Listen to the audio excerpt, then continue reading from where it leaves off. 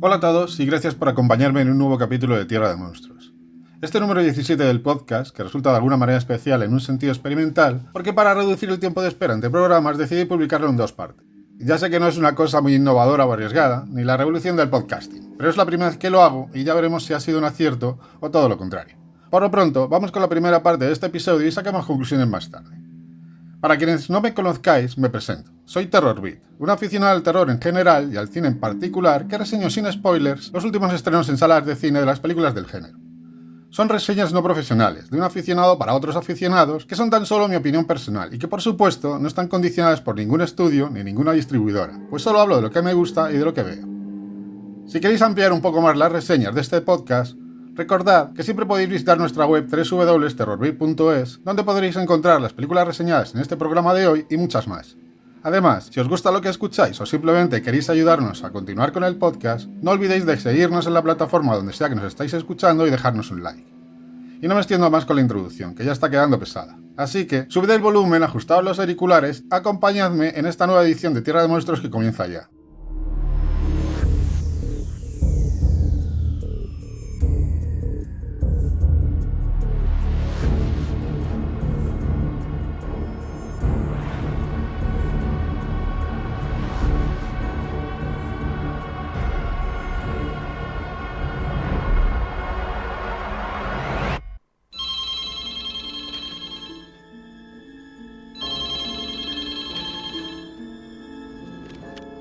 Diga. Hola, Sidney. ¿Recuerdas ese momento de las películas de terror cuando alguien comete una estupidez y todo el cine le odia por hacerlo? Es la última casa a la izquierda, por si no te acuerdas. Es la única casa en varios kilómetros, papá. Diga. ¿Has ido a ver a los niños? Está en algún lado, caminando directamente hacia ti. Lo único que puedes hacer es pasárselo a otra persona. No dejo de pensar en esta historia. Hay un vídeo que te mata después de verlo. Hola, siento molestarte. Estoy buscando a mi hermana. Ha desaparecido.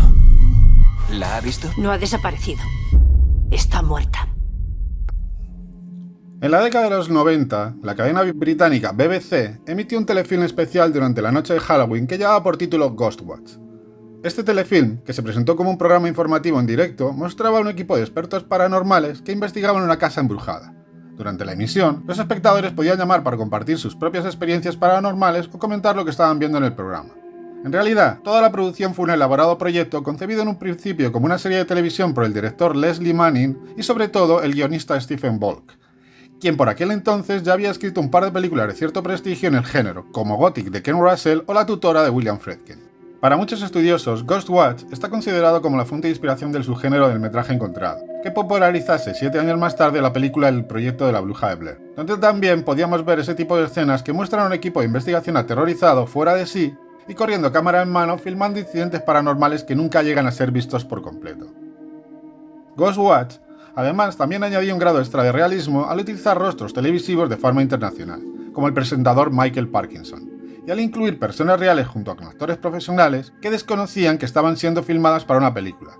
Incluso llegó a utilizar algunas llamadas reales de los telespectadores entremezcladas con otras que sí habían sido pregrabadas. Volvemos en 5, 4...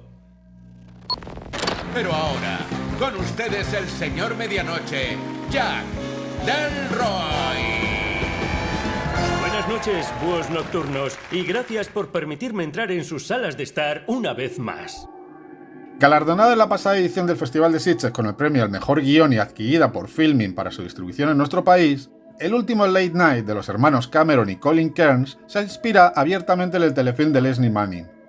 Presentada bajo la apariencia de un falso documental narrado por el actor Michael Ironside, la historia sigue a Jack Delroy, interpretado por David Dastmalchian, el presentador de un programa de entrevistas nocturno norteamericano en decadencia, quien, intentando recuperar su audiencia, entrevista a la autora de un libro sobre el diablo durante la emisión de un programa especial en directo la noche de Halloween de 1977.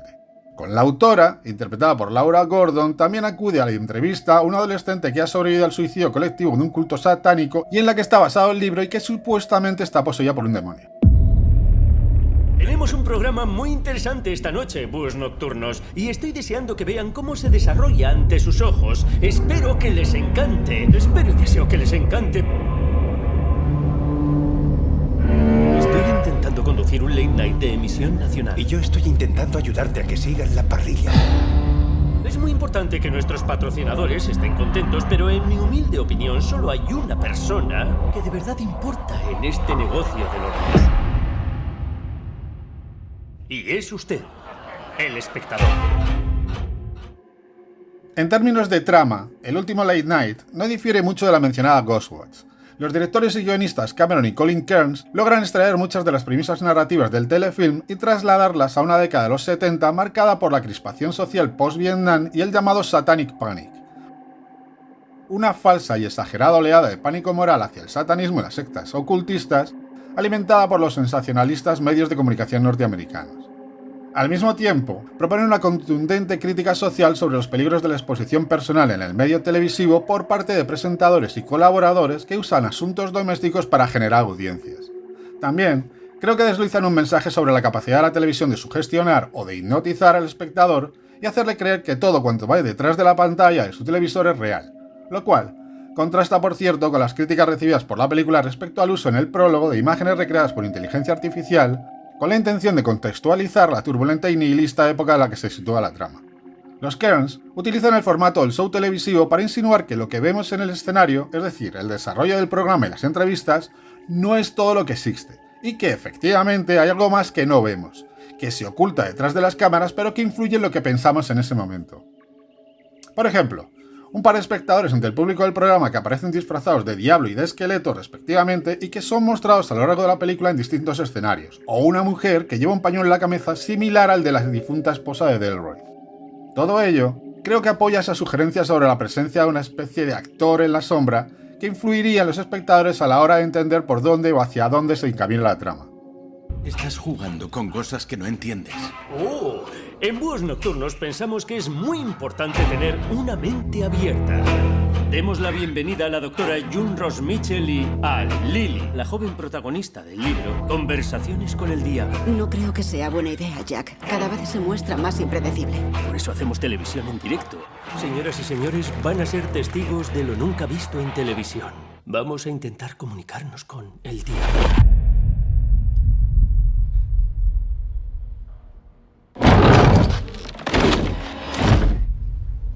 Lily, ¿puedes oírme? Una advertencia para quienes estén viendo esto conmigo. Damos paso a los anuncios.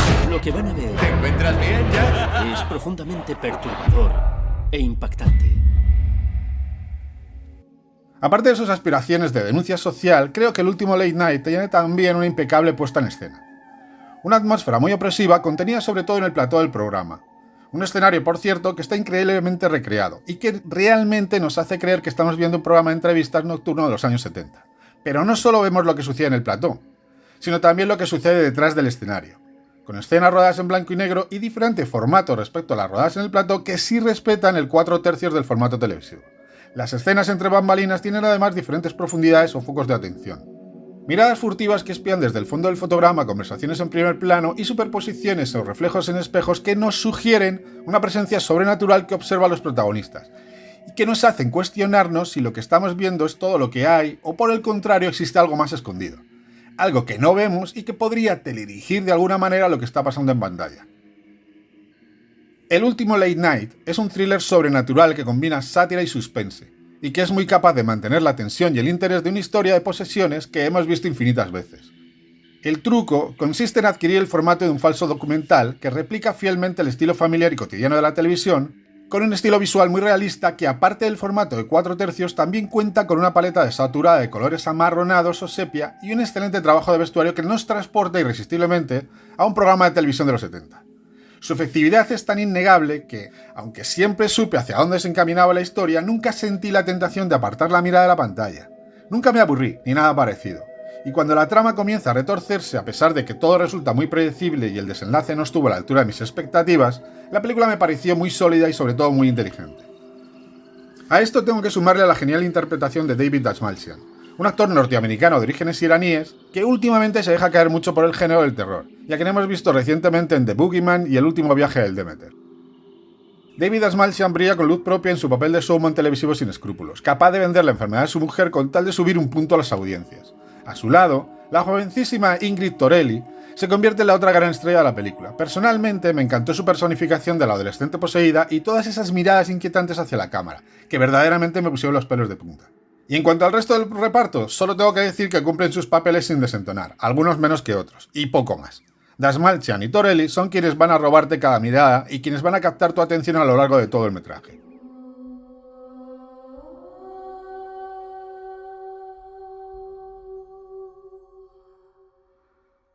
Para ir terminando esta reseña sin spoilers del último Late Night, uno de sus puntos más débiles, aparte de lo predecible de su trama, es su caótico desenlace. A mi parecer, me pareció extremadamente confuso y me sentí algo desorientado con él, sobre todo hacia su segunda parte, pero no quiero adelantarme. Después de que los hermanos Kearns nos hayan hecho recorrer casi todos los lugares comunes de su género de posesiones, creo que el caos del clímax nos hace perder gran parte de la atención que le hemos dedicado al resto de la película. El desenlace se encuentra separado como en dos partes. La primera está basada puramente en la aparición de unos efectos visuales que no habían sido utilizados hasta ahora y que me recordaron a la escena más icónica del clásico Scanners de David Cronenberg. Toda la atmósfera de tensión y sobre todo ese tono ambiguo respecto a la posesión y a la veracidad de lo que estamos viendo, desaparecen de repente, y son reemplazados por una inesperada explosión de sangre y truculencia que me sorprendió. Y aunque me pareció de alguna manera catártica, creo que desentona completamente con el resto de la película. Y el problema se agrava en la segunda parte del final, creo que más desquiciada y más surrealista si cabe, y que ya parece totalmente fuera de lugar. Un final del que por supuesto no voy a extenderme mucho más, pero sobre el que los hermanos Kearns han ido dejando pistas a lo largo del metraje para prepararnos para lo que vamos a ver y que no resulte tan chocante. Pero creo que minimiza la sensación de autenticidad conseguida hasta el momento. Como conclusión, no quisiera despedir estas reseñas sin comentar que la prestigiosa revista Variety informó que el último Late Night había recaudado la escalofriante cifra de $666.666 en su primer fin de semana. Por mi parte, pienso que se trató de un astuto truco de marketing diseñado para grabar esta película en la memoria colectiva de los aficionados a lo sobrenatural y poco más. A pesar de este curioso detalle, el último Late Night no se trata de una película que necesite de ningún truco para ser recordada. En mi opinión, es una de esas películas que no deberías dejar de ver este año, y que si lo haces, seguro que te arrepentirás más adelante.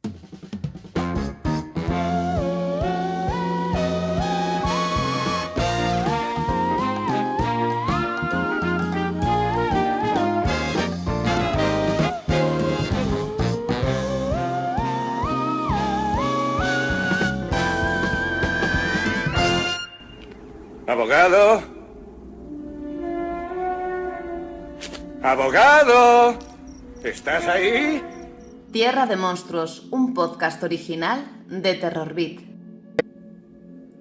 Siguiendo con el segundo segmento de este programa, voy a hablar de una película bien diferente al último Late Night. Se trata de cine comercial sin tapujos y de una historia que os recordará a otras muchas y que de seguro no os va a dejar indiferentes. Me estoy refiriendo a Tarot, una película estrenada por Sony Pictures España el pasado 10 de mayo y dirigida por los debutantes Spencer Cohen y Anna Halber.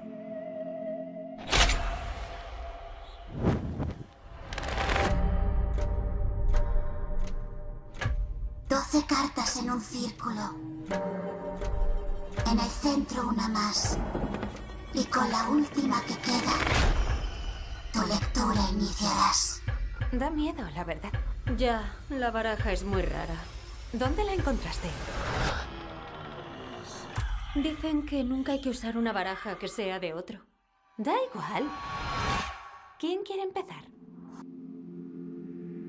Cuando en la década de los 90 la editorial HarperCollins publicó una colección de novelas de terror juvenil que llevaba por título Horror High, en esta se incluía Horoscope, una novela corta firmada por Nicholas Adams, que es el seudónimo bajo el que se integra a tres escritores diferentes como John Peel, James D. McDonald y Deborah Coyle, y que narra la historia de un asesino en serie que aterroriza a los estudiantes de un instituto de secundaria y que elegía a sus víctimas fijándose en su signo zodiacal y en el horóscopo del día. Una trama bastante sencillita que no parece invitar a hacer nada más con ella que leerla, quizás durante una jornada de piscina, ahora que estamos en época veraniega, y olvidarla al día siguiente. Partiendo de la premisa principal de Horoscope, los guionistas Spencer Cohen y Anna Halber han pensado que podrían aportar algo nuevo a una historia tan trillada y han decidido llevarla a la gran pantalla, utilizando el concepto de las cartas del tarot como hilo conductor de una serie de muertes, pero ignorando por completo el público objetivo juvenil, el escenario de instituto y el resto de los acontecimientos de la novela. La norma respeta y el peligro rehuye. ¿Hola? No uses la baraja que de otros se intuye. ¿El infierno?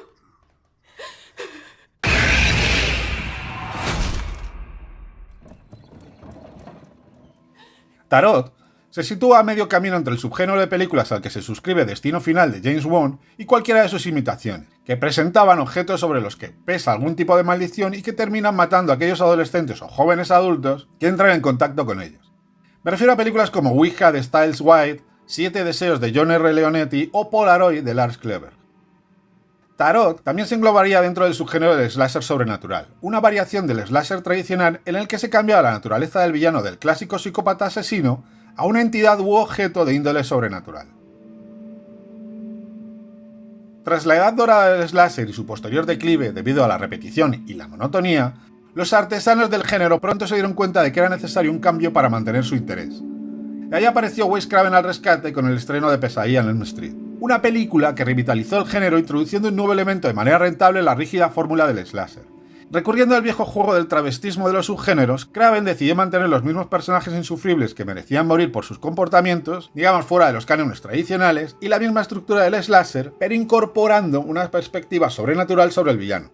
Ya no era tan solo una persona disfrazada con una máscara aterradora, sino algo más, una entidad o un objeto sobrenatural más difícil de matar debido precisamente a esa condición de sobrenaturalidad. Tarot es un ejemplo típico de este tipo de slasher sobrenaturales. Un grupo anodino de universitarios que pasan un fin de semana en una casa aislada para celebrar el cumpleaños de uno de ellos, descubren en el sótano una antigua baraja de cartas del tarot con la que deciden obviamente leerse los respectivos horóscopos, a pesar incluso de que la supuesta experta del grupo les advierte sobre la mala suerte que trae utilizar la baraja de otra persona. Por supuesto, pronto descubrimos que la baraja arrastra una terrible maldición que comenzará a matarlos uno a uno siguiendo un orden relacionado con la lectura de sus respectivas fortunas. El ermitaño. El mago. La sentencia a la muerte. ¿Qué rostro verás? Cuando tu cuerpo quede inerte.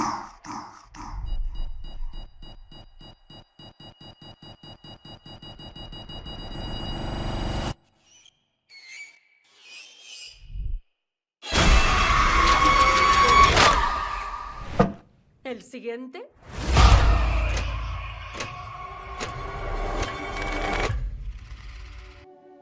Tarot comienza con un prólogo demasiado extendido. No entiendo muy bien por qué el título de crédito no aparece hasta pasado el primer cuarto de hora. Y desde el principio, queda claro que Spencer Cohen y Anna Halbert aspiran únicamente a presentar una película de terror basada en una serie de asesinatos donde cada nueva muerte sea más impactante que la anterior. Un pastiche de personajes, situaciones e incluso sustos ya vistos con anterioridad, acompañados por la banda sonora de Joseph Bizarra, compositor habitual de la saga de Expediente Warren, y unos efectos especiales tirando a blanditos, sin duda para encajar la película dentro de la calificación por edades para mayores de 16 años. Tarot cuenta también con un reparto de actores desconocidos cuya única funcionalidad es servir de víctima en la siguiente tabla de carnicero, entre los cuales ninguno destaca particularmente salvo quizás Jacob Batalon, protagonista de la serie de sci-fi Reginald the Vampire, y quien se esfuerza en encadenar un chiste sin gracia tras otro. A pesar de ello, el mayor problema de Tarot se encuentra principalmente en su guión. Me sorprendió, por ejemplo, que la pareja de guionistas reconocieron en una entrevista que ni siquiera habían leído el libro en el que basaron su libreto, lo cual no tiene ningún sentido, especialmente si van a acreditar una obra original que no han utilizado. En su lugar, la trama se llena de clichés e incoherencias narrativas que destacan por su extremada falta de compromiso con la propuesta inicial. Al principio, parece que quisieran seguir la fórmula establecida por la mencionada Destino Final, mostrando una serie de muertes supuestamente accidentales relacionadas con el tarot y la mala suerte de quienes usan una baraja de otra persona, como se puede apreciar en las dos primeras muertes. Pero luego, de manera inexplicable, subvierten sus propias reglas al mostrar las siguientes muertes fuera de todo contexto accidental y justificándolas con la introducción de un nuevo personaje, interpretado por Olwen Fourer, como la experta que se ha enfrentado previamente a la fuerza maligna del tarot. Desgraciadamente, su explicación solo consiguió frenar el poco interés que me había generado la película hasta ese momento, y provocarme algún que otro bostezo de aburrimiento en plan no hacía falta que me contasen todo aquello y con un flashback del origen del tarot hubiese sido más que suficiente.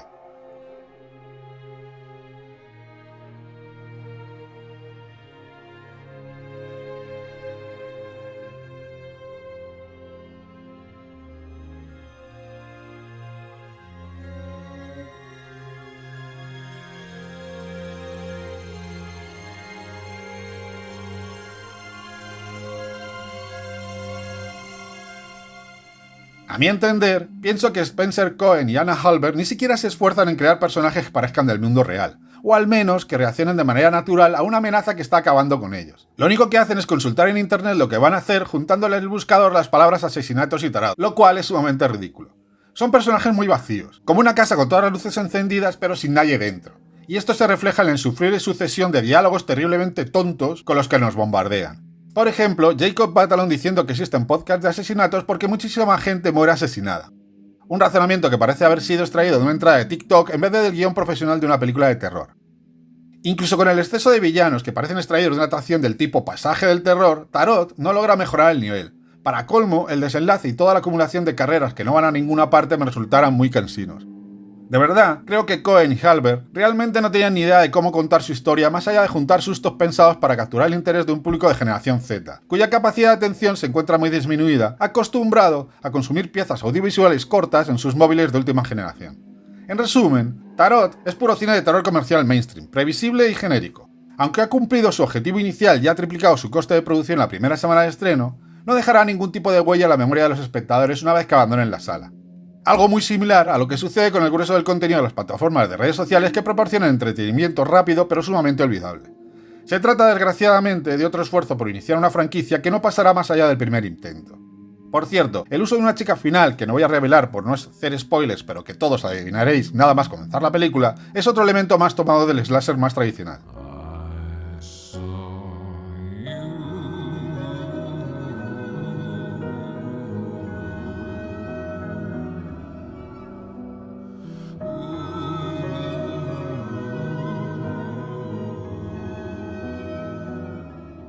Y hasta aquí llegó el programa de hoy. Esta primera parte de la edición número 17 de Tierra de Monstruos, que se corresponde a 2 estrenos de mayo y que espero que os haya gustado.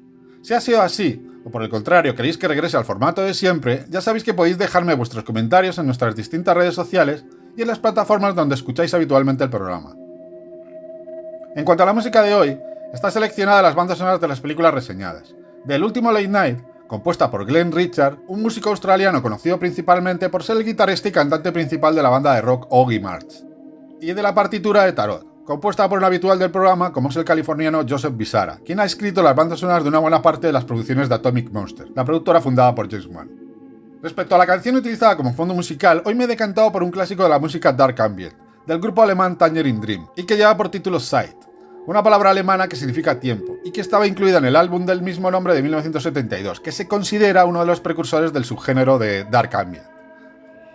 Y nada más, ya toca despedirme hasta el próximo programa, en el que hablaré del exorcismo de Georgetown, una película protagonizada por Russell Crowe, quien parece que le está cogiendo el gustillo a interpretar papeles de exorcista, aunque aquí se trata de un actor interpretando a uno. Y de la última película del francés Xavier Gens, que lleva por título Las profundidades del Sena, un lanzamiento de Netflix de la primera semana de junio que no puedo dejar de pasar por lo delirante de su propuesta, aunque no se trate de un estreno en cines como viene siendo lo habitual en el podcast. Mientras tanto, sed muy felices y no dejéis de ver nuestras recomendaciones sobre cine de terror. Y os espero en la siguiente parte de este programa.